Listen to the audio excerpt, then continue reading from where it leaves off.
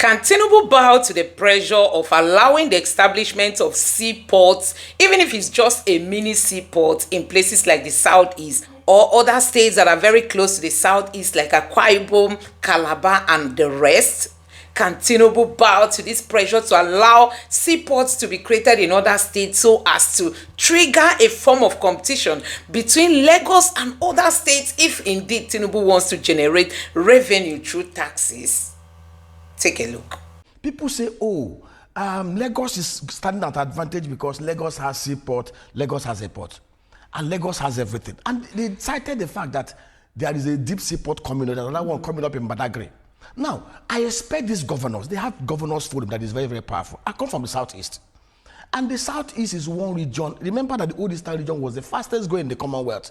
And the whole things that made it there are still there. I was looking through the gas reserve of Nigeria. Nigeria has a gas reserve of over $1.4 trillion untapped. And most of this gas reserve sits in the southeast of Nigeria. Nigeria today has a coal reserve proven of over $302 billion. And most of these coal reserves are in the east and the Kogi axis. I expect the Governors Forum, Southeast Governors Forum, the National Assembly had amended the constitution in such a way that things like rail is now on the concurrent list. If Akwa Ibom is doing deep seaport, Lagos is doing, what stopped the Southeast Governors Forum coming together? The other day, the governor of Imo State said he wanted to dredge to Orashi, which is good. You can do a mini seaport. If you think the advantage Lagos is that they have a seaport, you can sit down with the president and those in charge. What do we do to make One or Calabar Port or Akwa Ibom Port to be as competitive as Lagos? What do we put together to make sure that we dredge from the Atlantic into Orashi? It will take about $150 million to do that. Or even push I'm just, even if you want to... Our mining resources to be taken off the exclusive list. I am coming. Exactly, you push for it. Do you know that if the Southeast governors, today now, if you clear a container in Lagos to take it to the Southeast, it's about 6 million naira on the road. If these governors are truly altruistic, if these governors are creative and thinking like the likes of Jokonde, Simon Bakwe and Michael Obara, what they should be pushing under the aegis of the Southeast Governors Forum or Southeast Development Commission, set up an SPV. Each of them will take 5%. Get a private sector investor. In fact, interestingly, one of the biggest dredgers in Nigeria are owned by an Igbo man, Nest Oil. He bought the Globeja dredgers. They can go into a private-public partnership arrangement, dredge into Orashi, get the licenses, do a deep a seaport, even if it's a mini port, so that vessels can come into the southeast. And which is something they should be thinking. On the issue of rail, the most lucrative rail route in Nigeria is the Lagos, Shagamu, Ore, Ijebode, Asaba, Benin, Onitsha, Owerri, Port Harcourt, Seko Bakaba, Umuahia, Okigwe, Enugu, back to Abakaliki and Afibo. Then it's 817-kilometer corridor that will take $5.2 billion to do. $1.3 billion equity contribution and the rest 25-year debt funding. If the Southeast governors today decide to work with the Southwest governors and the South-South governors, 11 states, they can set up an SPV. In 5 years, we will do that corridor. It's a corridor that has 200 million ton cargo traffic every year. It's a corridor that has 300 to 500 million passenger traffic every year. It's a corridor that can pay back investors in 7 years, under a DBOT for 45 years. You sit down with the president and negotiate and discuss this. But interestingly, we are so saddled, unfortunately, with those that are the constituent units, who unfortunately control 40% of resources, who are not thinking internally. The coal resources in the southeast, the gas in the southeast, if we have governors who are thinking, they have governors forum, they can sit down with knowledgeable private sector players. How do we tap into this latter? Let me tell you something. VAT is actually a derivative of consumption. If you create an enabling environment for companies to establish in your area, for business to come to your area, you will generate a lot of VAT, and then you will share better. But the problem we have is that these governors are only thinking about what they can get from Nigeria. Whether it is a derivative of consumption or whether it's a derivative of production, some states will still suffer. They don't have the numbers in terms of population. They don't have industries. They've not, invested in terms of industries or creating the enabling environment for industries to come in. And so, however we decide to generate that, some states are going to suffer, and that's where the challenge is, and that's why you see them almost as though they are fighting to say, look, this is how we should share it. This is how we should. And I wanted to ask you, because for those who do not understand, what this means, because there are Nigerians who basically do not understand what all of this means, whether we are doing equality 50%, what that means, derivation 30%, what that means, and population 20%. They are confused as to what it means. Just break it down for us. Okay, good. Derivative is supposed to be where those things are consumed, where the economic activities took place. That is where you get 50%. Equality just simply means the same sharing formula, put it in a basket and then use the same demography. And then population. Oh, I am 40. And of course, there's still doubt about population of Nigeria based on 2006 census. Let us not deceive ourselves. Nigeria is the only place in the whole wide world where those that live in the desert claim to be more populated than those that live in the coastal areas. Go and check anywhere in the whole world. Now, let us even leave that. You know, it beggars belief. It saddens me when we say there is no state in that some states are suffering. They are suffering because they deliberately want to suffer. There is no state in Nigeria today that cannot generate $10 billion revenue annually within its domain if the governors are able to look inward. I'll give you an example. Netherlands, 41,000 square kilometer landmass. Netherlands has an arable landmass of 1.9 million hectares. In fact, Netherlands had to build 1,400 kilometer shoreline embankment to protect themselves from being carried by erosion because they are under sea level. 18 million people. Netherlands generates and exports 124 billion euro agro exports annually. They generate over 648 billion euros annually. Niger State is 2 times bigger than Netherlands. In fact, most states in Nigeria are bigger than Netherlands. All we just need to do, agro-technology is the lowest hanging fruit. You can create, say, I'll give you an example now. In the north of Nigeria, we've done the numbers. I have a team that look at the economy and dissect it. If we decide today, the governors of the North, 19 Northern States, decide today to work with the presidency to set up 2,500 agro-industrial clusters, agro-pastoral scheme, just like we have it. I'll give you an example. In Netherlands, annually, they generate about 24 billion euros from the dairy value chain. 1.6 million cows in 18,000 dairy centers go pastoring with agriculturists. They produce 800,000 tons of cheese and 12 billion liters of milk, 24 billion euros. The arrangement we have in the north, 2,500 agro clusters, each of them will take about $6 million to do.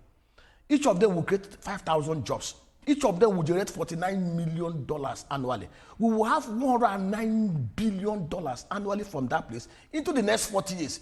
Imagine if $109 billion is coming from that area, the kind of VAT revenues that they will generate from that area. They are not thinking about in the southeast. We have a situation where where we produce and where we process are 2 different states. So production comes from one state and processing goes to another state. You can actually create enabling environment for everything to happen within your domain.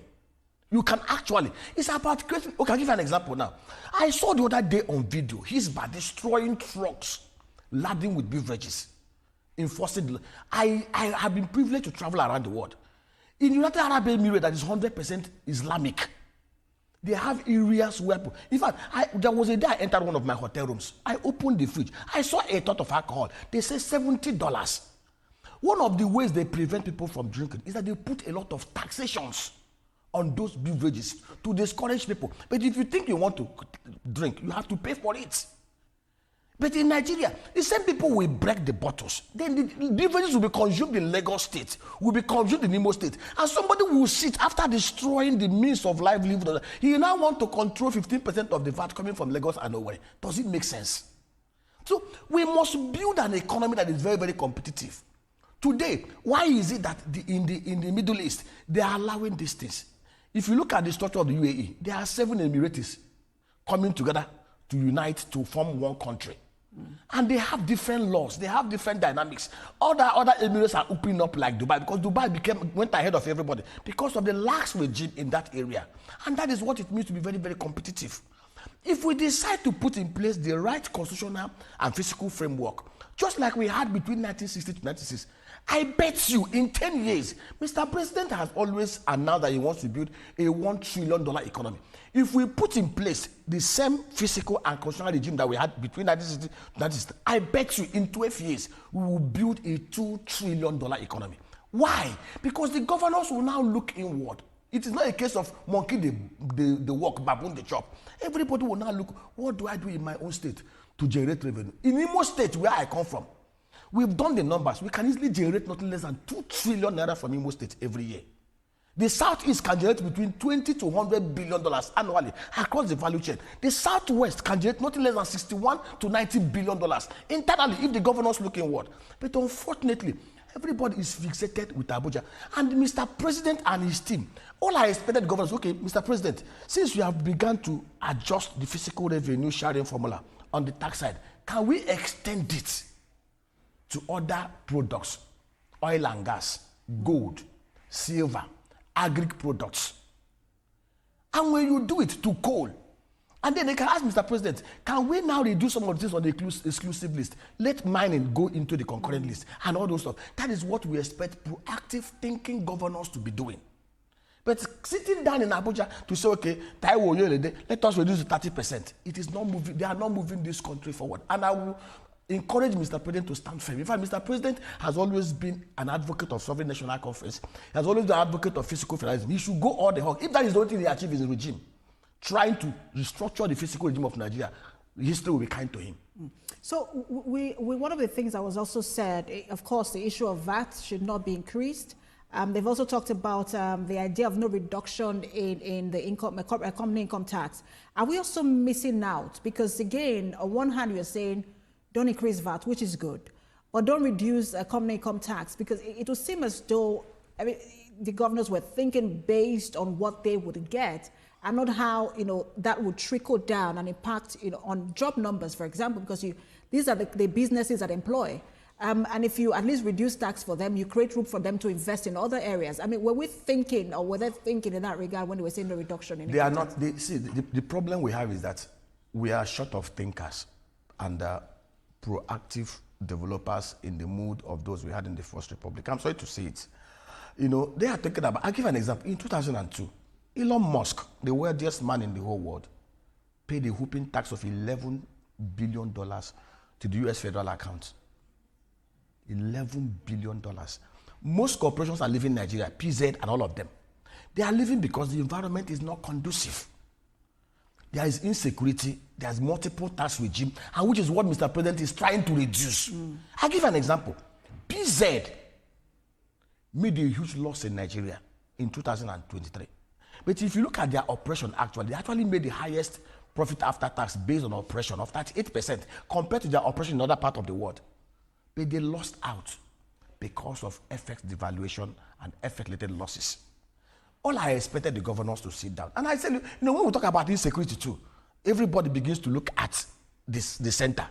As a governor of a state without Abuja, I will not share an inch of my state with any hoodlum or bandit. The governor of Zamfara State even stated that they know where the bandits are. The people know who the bandits are. They are not unknown. And he said with the right political will, we can destroy them in 2 weeks. We expect the Northwestern Governors Forum to sit down with Mr. President. This is what we want to do, to ensure that there is no banditry, there is no ISWAP, there is no local wara in the whole of the Northwest. I expect the Southeast Governors Forum to sit down with Mr. President. We want this, we want this, we want this to destroy insecurity. And I'll give you an example. If today we want to destroy insecurity in the Southeast, all we just need to do, if we decide to be very transparent, security is indigenous. Let me tell you, every community knows the good, the bad and ugly. And the good are being hindered because the very minority evil people have AK-47 and means of oppression, which is unlawful terror. If we decide today to do what is right, go back to the 1, 2, 4, 6 electoral wars in the Southeast. Ask the leaders, the clergy, give us 100 of your sons who you can trust. Bring them under what we call agro-rangers. Do clusters of 1,000 hectares in every ward. Get the federal government to support you. Set up a security trust fund of 120, 150 billion naira. We will fund it in 24 hours in our labor. We have people that can fund it. And if you bring the 100 people, train them under it will be tripartite supervision, the National Security Advisor, the governors, and whoever that will head in every state. Equip them with AK-47, just like we have the civilian task force in the north. Getting us in to give us 3 armored personnel carriers in every local government areas. When you take 1,000 hectares of land from every of the 1,246 electoral wards, you will have reduced any place where the bandits will hide.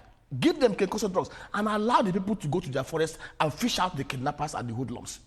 When you have these people being paid well, and you have agro parks that can create between 10, 15 billion naira every year in every of these electoral wars, there's job and everything. Insecurity will be a thing of the past. Unknown government will be a thing of the past. Sit at home on Monday will be a thing of the past. But these governors are not after all these things. If you ask them, they will tell you, oh, the federal government controls the army, the federal government controls the military, the federal government controls the police. But we know that security is beyond kinetic.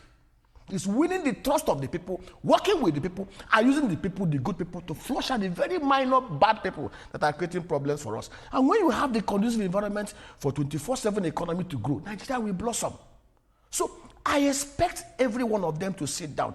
Leadership is all about protection of life and property. That is number one obligation of every leader. But these guys will not see.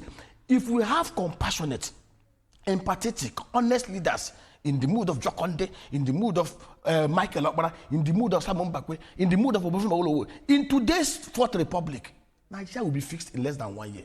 But the problem is that all they are thinking is about, oh, how do we get FAC? How do we get Jack? How do we share it? And how do we loot it? I'm sorry to use the word. And that is what we're experiencing over the last 25 years. All right, so one of the things that people have said is that, which you also mentioned, is the harmonization of the tax regime, where, I mean, this presidency is saying we do not want the multiple taxation, which has actually hindered investment. Are we likely to see more investment, whether local or foreign, now that we have, it's not been passed, but once it's passed, more investments into the country? Let me tell you, one of the reasons why I love this tax policy is to try to remove most of the multiple tax regimes. I'll give you an example. I chair a group that has a rice mill in Baraba. We loaded a truck of rice from Abuja to drop in Owerri. The truck traveled all the way from Abuja, crossing different states. Immediately it entered in Soka. That when we started seeing all manner of checkpoints, both uniformed and ununiformed. Between Nsukka to Owerri, we spent 545,000 naira to all manner of tax force. And we even lost some bag of rice because they carry some of them.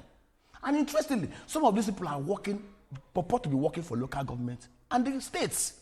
And interestingly, most of these funds are not going to the accounts of the state because they have POS people who they will use to collect money from you, unaccounted for. Pure extortion. But under the, imagine, okay, I have produced the rice at a price. With this cost, of course, will go to consumers. I will have to add this cost to consumers. But under the new tax regime, it is uniformed. This kind of madness and criminality will not be on the road. And see, this issue of don't reduce corporate tax, go and check economies where they have huge corporate tax. What is it? Go to South Africa. I looked at South Africa revenue in 2022. $126 billion. $81 billion came from way of corporate tax and individual tax. 31% of tax. South Africa has a 31% tax, 25 to 35 to 31% tax to GDP revenue ratio. In Nigeria, it's a different ballgame altogether. We don't even have people paying tax in this country. And that's the truth. There are some part of Nigeria that does not pay tax. And we know it. And they will not pay tax until the right regimes are put in place. If you look at most of the tax, look, why do you think Lagos is blossoming? Why do you think Delta State is blossoming? Why do you think River State, Ogun State has more tax revenue than other states? My Imo State is one of the poorest states in terms of IGR. But I can tell that if we put the right fiscal incentives in place, Imo State can generate as much tax, even more than Ogun State. We need to go on break. We'll continue. A very interesting conversation. We'll continue in just a moment. Let's take a break now. Standpoint will be back in a moment. Stay with us.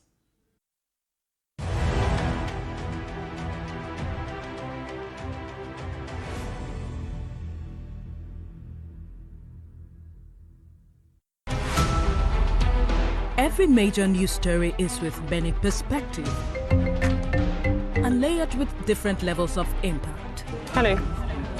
What time did they say? News. First, with breaking news. No buy am. But why? No see say this big bull bag of rice no get the new big bull holographic seal. Not true. Introducing the Big Bull Holographic Seal Tape, your favorite authentic Big Bull rice, 50 kg and 25 kg. Now with holographic seal tape. This is to ensure you get the premium product from Big Bull Rice. Do not buy if the holographic seal tape is not on the bag or is broken. Big Bull Rice. Tasty rice nourished you.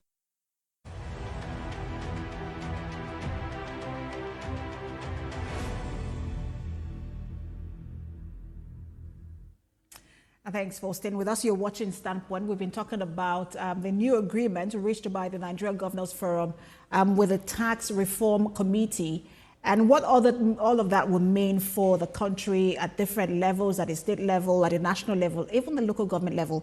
We've been speaking with investment banker and economist, Dr. Nnamdi. Thank you so much for staying with us. We were speaking earlier to whether this will bring in, investment into the country, especially foreign direct investment, when people can project that, look, this is all I will have to pay, whether it's duty levy, taxation, if I'm going to invest in this country, this is what it will cost me. Does that mean then that we can, because that's been the drive of the president, he's been traveling around the world to ensure that businesses and foreign direct investment come in. Would this become, create an enabling environment for them to come in? Yes, it will. It will. One of the, for any investor to come into an economy, there are factors you consider. First of all, you need to look at the forex and price stability. You look at the level of inflation, look at cost of fund, look at insecurity, look at taxation. Why do you think that Donald Trump is fixated in reducing taxes for big corporate organizations? Because they are the ones who actually drive and create wealth. When there is less taxes to be paid, companies have more money to deploy into productive activities, into innovation, and more jobs are created, more values are added to the economy. If there is security, I'll give you an example. Gino Food, one of the biggest food companies in the whole world, came into Kebbi State. They wanted to do Gino Food, the whole value chain, tomato puree. They got 5,000 farmers to do 5,000 hectares, backward integrated tomato farm. They set up massive factory. One night, bandits invaded their center to kidnap their expatriates. They evacuated. I don't know if they've gone back. Those are the kind of things that we experience in Nigeria. Look at the southeast of Nigeria. I'll give you an example. In 2018, Nigeria signed a contract with Nike to sponsor this to our NFA, our national team. Nike paid us $3 million. One day after the World Cup opened, Nike made almost about $240 million from sale of Nigerian apparel. Nike, Puma, Adidas, between them have turnover over $60 billion. They don't own any factory of their own. Most of their production are done under contract franchising. Most of the companies producing those things for them are in Bangladesh, are in Indonesia, are in China, are in Vietnam. Nigeria has some of the best tailors, some of the best apparel producers in Aba and Onitsha and Kanu. A thinking governors forum, those of the Southeast, should think about how do we create competitive agro-producing clusters so that Nike, Adidas, and Puma can actually be producing their apparel in Nigeria so that we can eat into the $60 billion turnover annually. We can at least produce $5 billion worth of those products. Under George Bush and Bill Clinton, they developed the African Growth Opportunity Act to allow Africans export into America tariff-free. America imports $120 billion worth of apparels and shoes every year. None comes from Nigeria. Rather, we are importing things from Pakistan. A thinking government should be, how do we empower those within those sectors to ensure that we'll export into the US? Today, a bag of rice is selling for almost about 100,000 naira per 50 kg. I have a rice mill. To produce a 50 kg bag of rice from the farm gate to the milling plant takes nothing less than 58,000 naira per 50 kg bag. But what brings the cost to 100,000 are all the criminal tax levies, all the extortions on the road from the production point to the place where it is sold. And then, of course, greedy middlemen. So we should be asking ourselves these questions. If we put the right incentives in place, if I'm a governor, what I should be thinking is, how do I make my state more competitive? I drove into Eko Atlantic. It was done under a PPP framework. There is no state in Nigeria that cannot develop its own tourist heaven. If we have Banana Island in Lagos, how come somebody is not doing Plantain Island in Onitsha, between Asaba and Onitsha, where you have a riverway? How come? People should be thinking, how come somebody is not doing Uguta Wonderland, where you have a Uguta Lake? So these people are not thinking, and that's the truth. You see this country, there is no country blessed like Nigeria. I was thinking, I was in Kigali for 15 days. For the 15 days that I was in Kigali, I didn't see any pothole. The light did not blink one minute. Kigali does not have the kind of river tributaries we have in Nigeria. Kigali is landlocked, 26,000 square kilometers, smaller than the southeast. Kigali does not have gas reserve, yet they have uninterrupted power supply. Nigeria with $1.4 trillion gas reserve, $202 billion coal reserve, does not have 24/7 power supply. Now they've diversified power. What are the governors doing to create eco-captive power systems to drive industrial revolutions in their state? If Michael Okpara in 1960s could do 214-kilometer industrial belt, agro-industrial belt, in 6 years, how come the governors with bigger resources are not doing 100-kilometer industrial belt in 8 years? It's a question we should be asking ourselves. I think we owe ourselves that duty in this generation, not to allow the next generation to experience what we are experiencing, and that we must keep on profiling solutions, pushing our solutions, and pleading with Mr. President.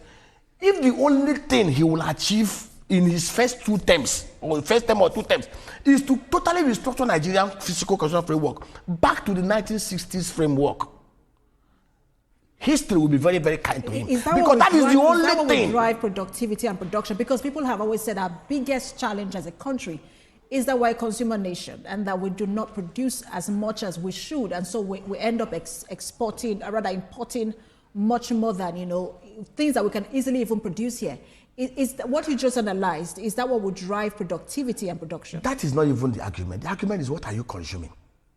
Singapore, as small as Alimosho, 712 square miles land size, 5.16 million people, import over $600 billion worth of commodities and services and goods. They even import sand to be able to do shoreline embankment to protect themselves. The question is, what are you importing? I give you an example today.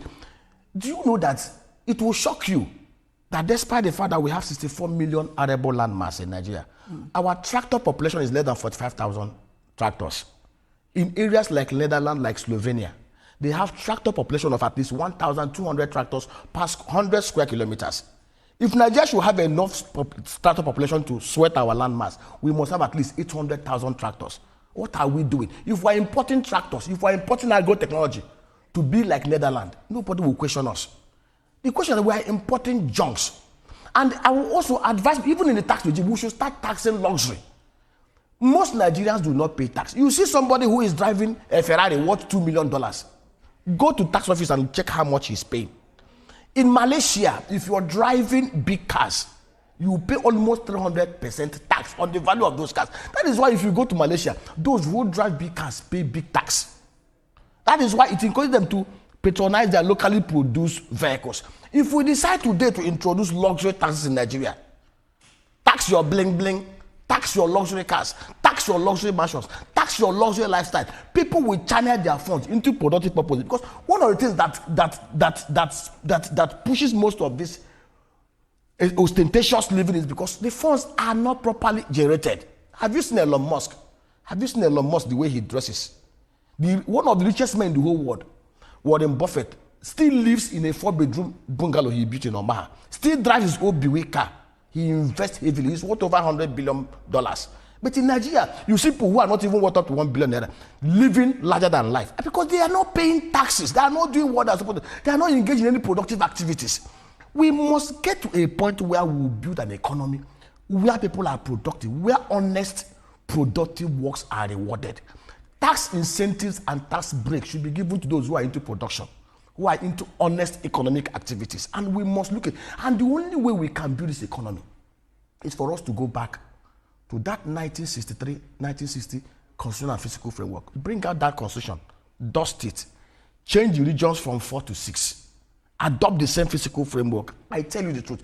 When people know there is no longer free lunch in China, they will sit down and work. But as long as we run an economy that is not merit-based, an economy that does not honor honest enterprise and effectiveness, an economy that rewards criminality and take and grab and run, we will never make progress in this country. And is that what is also driving us to borrow? Because we seem to be borrowing, whether at state level or national level. You realize that sometimes when the state debt is so high, you're wondering, and people say, look, and this is where the problem is. When it is not, the development in that state is not commensurate with, and that's why some people will say they won't pay tax. It's not excusable, but some people will say, look, I won't pay because the development is not even commensurate with, the amounts we're given. And so why should we continue to pay when we're not seeing what the money is also being used for? I mean, that accountability conversation also needs to be had. See, borrowing is not a problem. Borrow, in fact, leverage financing is actually the cheapest source of financing for funding development. But the question is, what are you borrowing to fund? I took our time to look at our development plans over the last 25 years. In 2007 to 2008, Nigeria had a global infrastructure development master plan that indicated clearly that for us to build our economy from the current fourth world economy level to second world, we must have consistent investment of $100 billion, sustainable over the next 30 years, $3 trillion investments. We had the economic recovery growth plan between 2017 to 2020 that would not even achieve 1%. Then we have the national development plan, 2021, 2025. In fact, in that national development plan, it was envisaged that we'll be able to generate capital investment of $839 billion, over 80% of it from the private sector. We will even envisage that we're going to have budget surplus in 2025. Look at the current budget proposal. It already has a deficit of 13 trillion.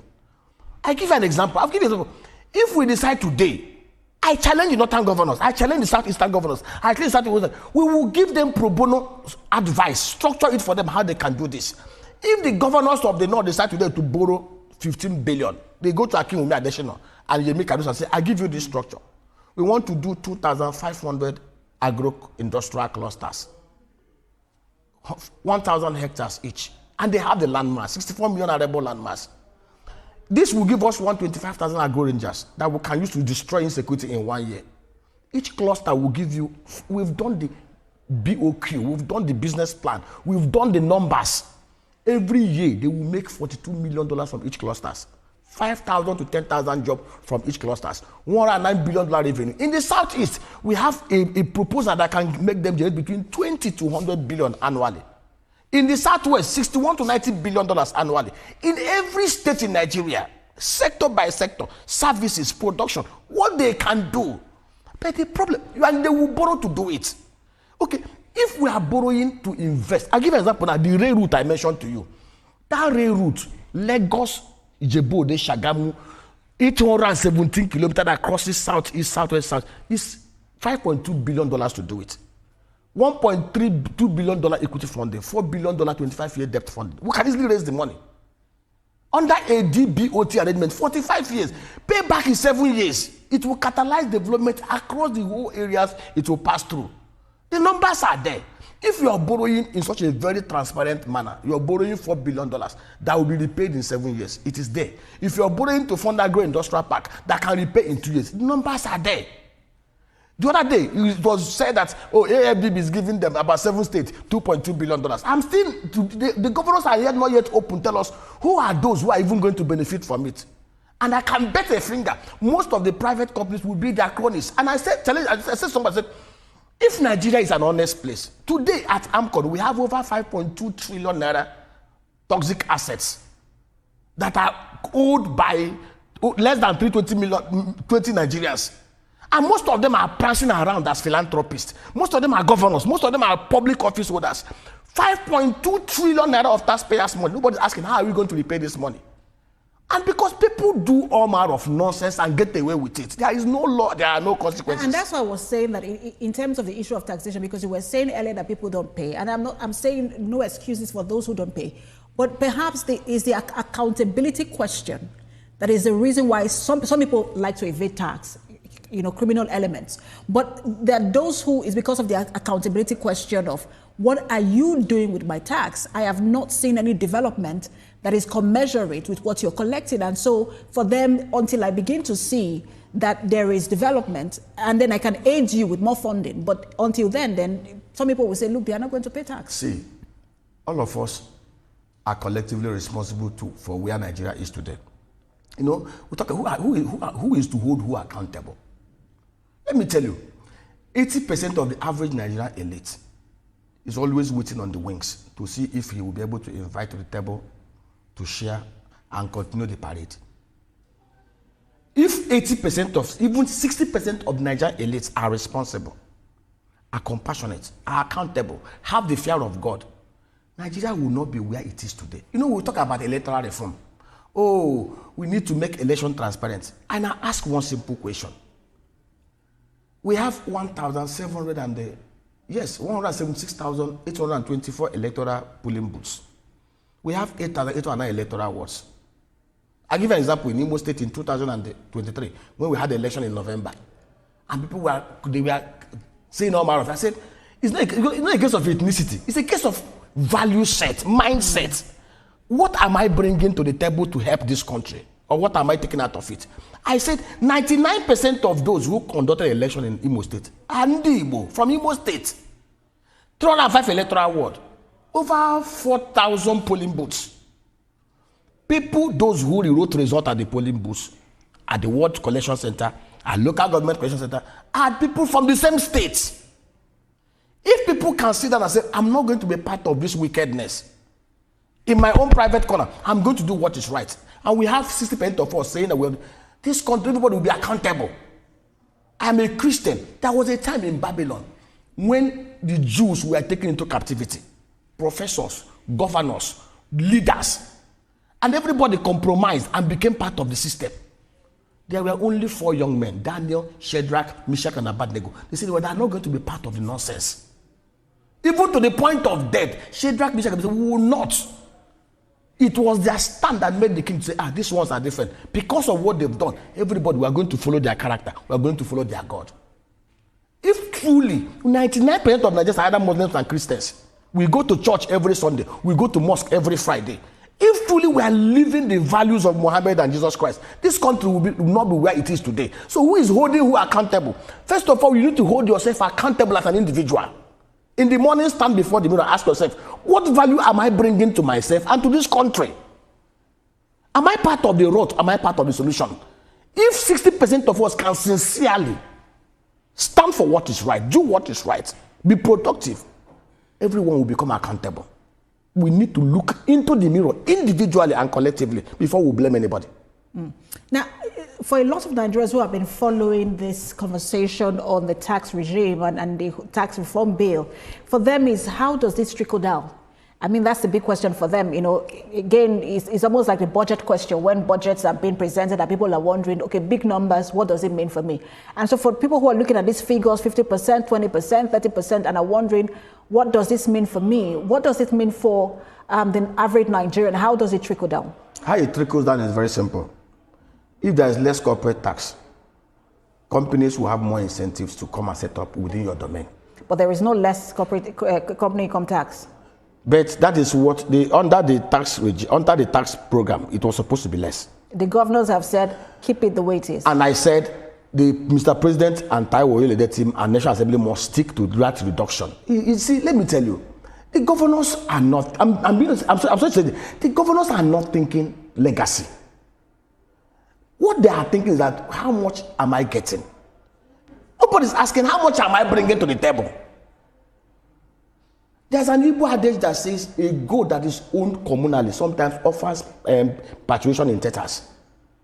People should be asking, what are we bringing? Let me tell you, when you look at an issue from the point of view of what value am I bringing, your thinking will be different from those that are thinking, what can I grab? All the governors are thinking, what they can grab. And it's not making sense. I give you an example now. Where I come from, Imo State, we have 305 electoral ward.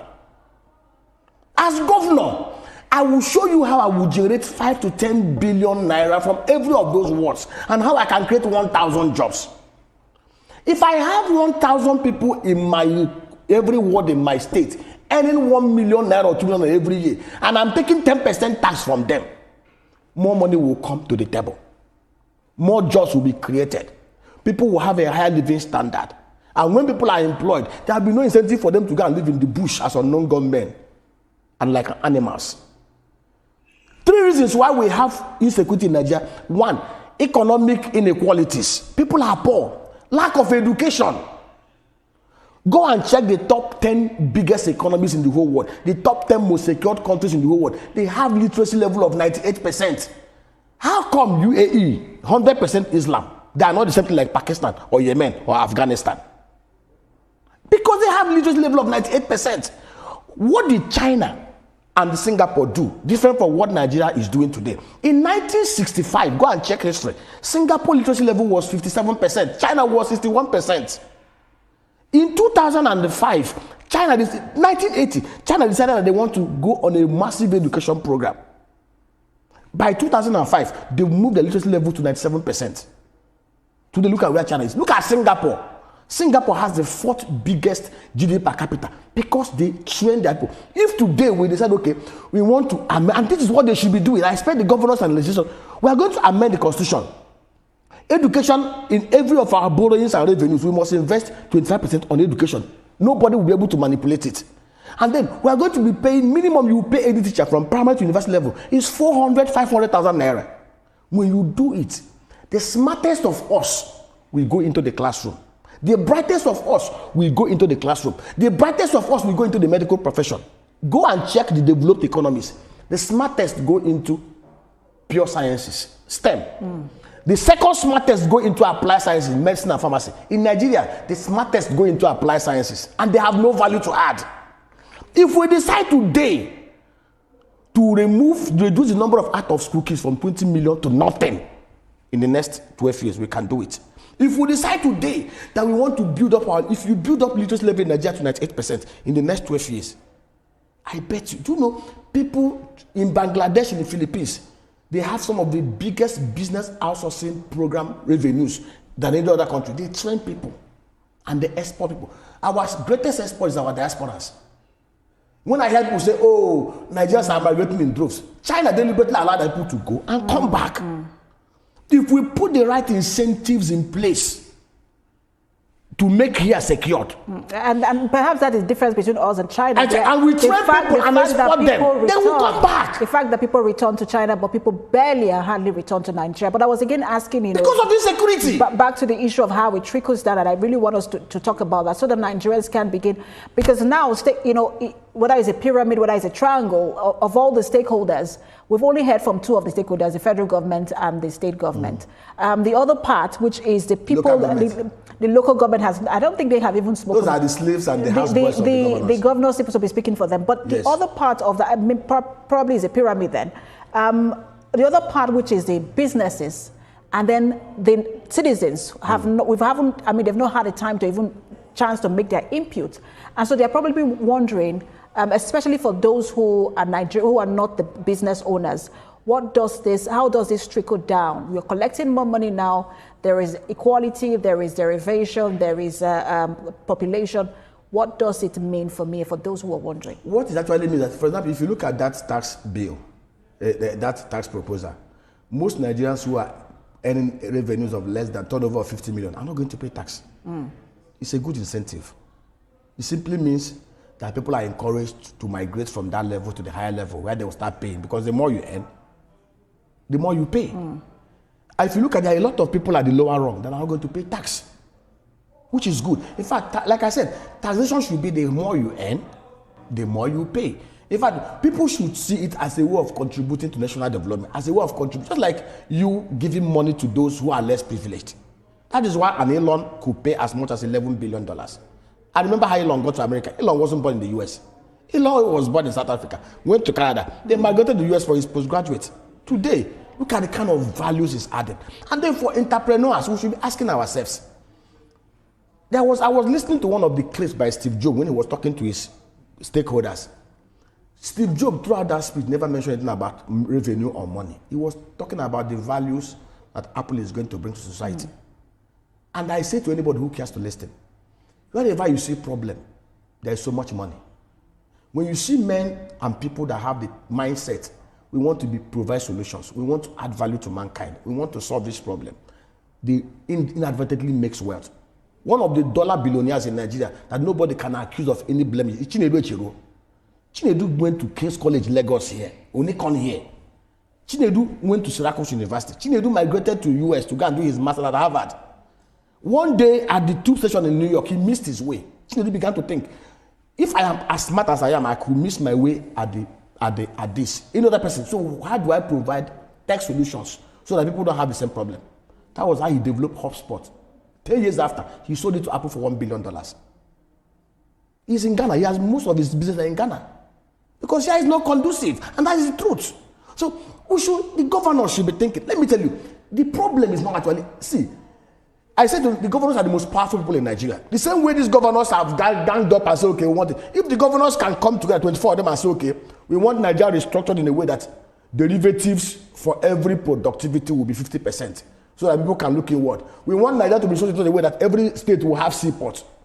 24 of them, honestly, together can meet Mr. President and convince him to buy into whatever progressive ideas that they share. Perhaps what the president said to them, I think that was before, was it New Year or before the New Year, that it's in their hands.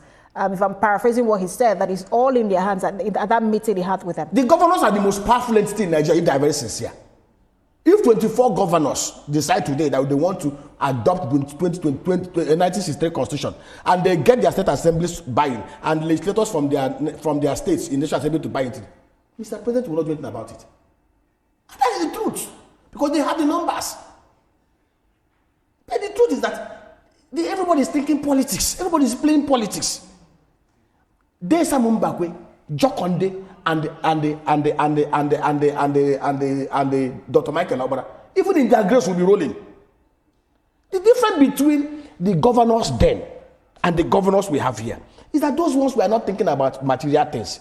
Those ones were not thinking about acquisition. Those ones were not thinking about changing naira into dollar or pounds into dollar. Those ones were not thinking about looting. Those ones were thinking about the values they will add to humanity. Michael Obara, go and search everywhere. Amadu Bello, go and search everywhere. Abafemi Awolowo, go and search everywhere.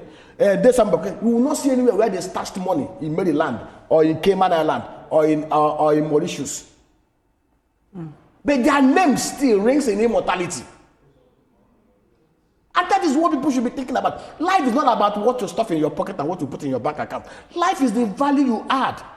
How many people will remember you and they will kneel down and say, God, thank you for this governor. You see the way we talk about Michael Obra, see the way we talk about Obafemi Awolowo, see the way we invoke their names as if they are gods. Because they lived right and they served their people. This governor should be thinking, how do we serve our people? You can make all the money if you want to make the money by serving.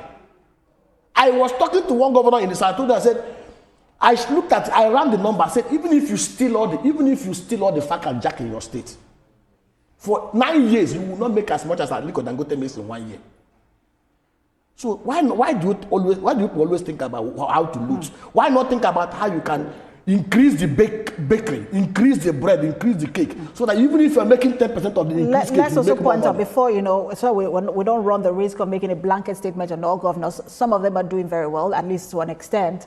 There are some who are making in their states, well, some strides and level of. If somebody says, okay, I want derivatives to be 50% or to attach more in population, population is actually an advantage for people who are very productive. Look at China, 1.4 billion people. See what they are doing. Look at India.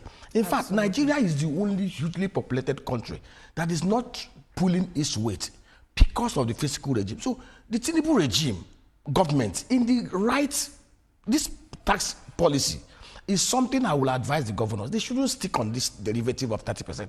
They should move it all the hawk to 50%. Do you think that perhaps, what you were, speaking to earlier in terms of the regional government that we had then and how productive every region was what the president was trying to do by putting derivation at 50%, where to force, the governors to go back to their state and think of IGR? Exactly. I've heard this argument. So this particular issue seemed like a very contentious one as at last year. It was one of the biggest things that Nigerians were talking about for months.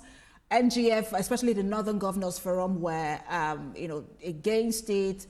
The president, in his media chat did say, look, there was no going back. But all of a sudden was saying that there is a turnaround and agreement has been reached.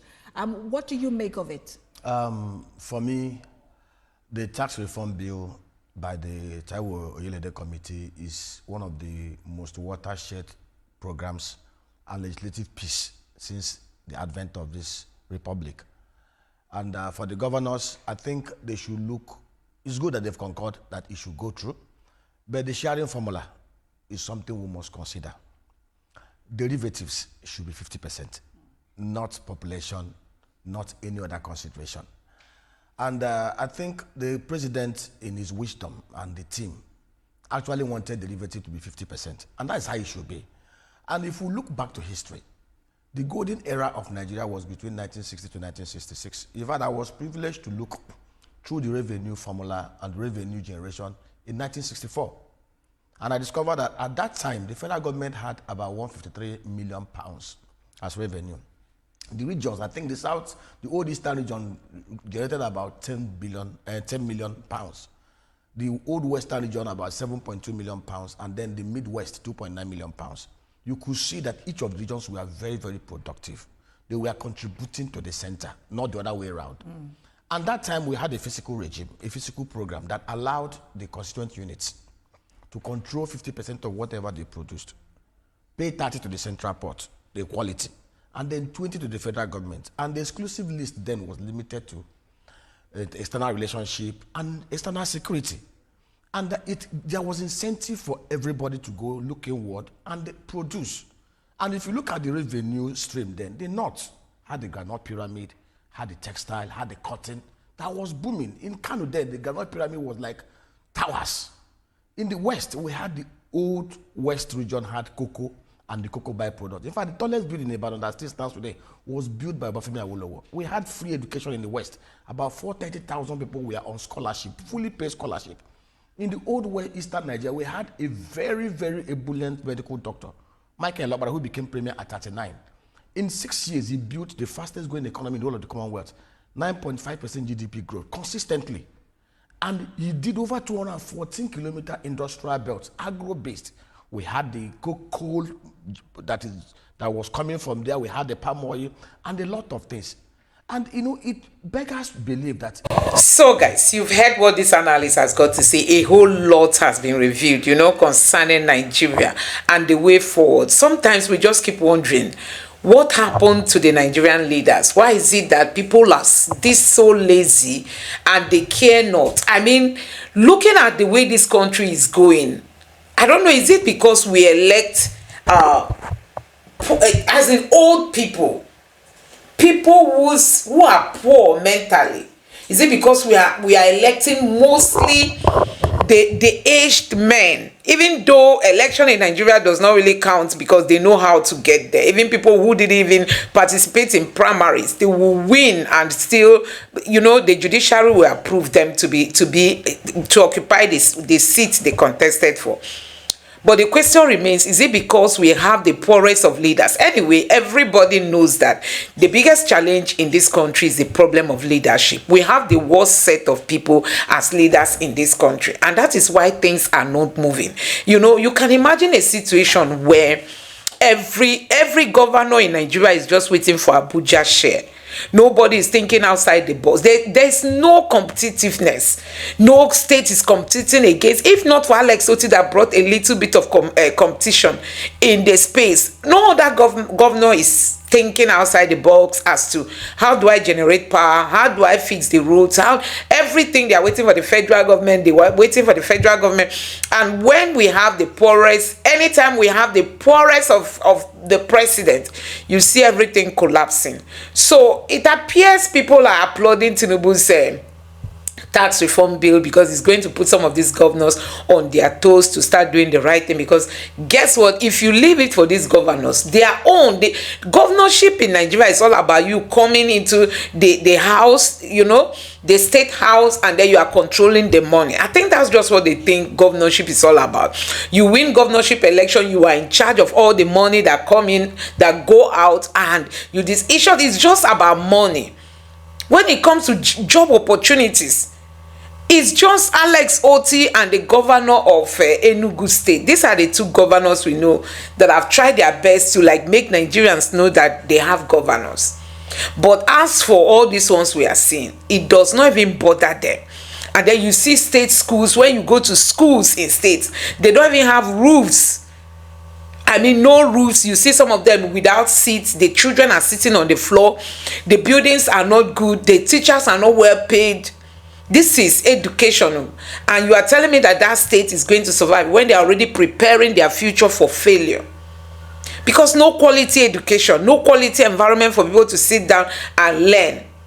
So, guys, the question of this seaport is really that which everybody should be talking about, especially for Igbo land, the importance of seaport, why it should come into play, why the Tinubu's government should really listen to the importance of seaport to the people, to the Igbos.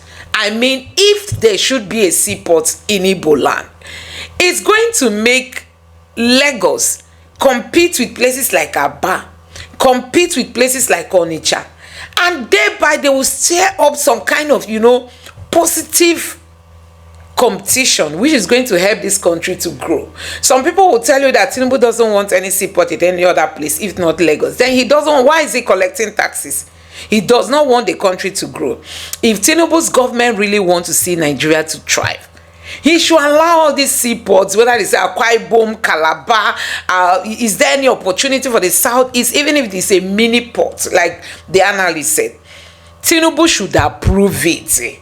Let there be competition everywhere, and then when he's looking for taxes, he can easily get it. So the message to Tinubu is, if you really want taxes to come from these states, allow seaports to be created across the nation. Let there be competitions, interstate competitions. All these are going to a kind of trigger productivity and make Nigeria to start going in the right direction. So when it comes to, Tinubu's government, is he really ready to allow the Southeast to have their own seaport, even if it's a mini port, to allow some ship to land and some vessels to come there to bring some goods?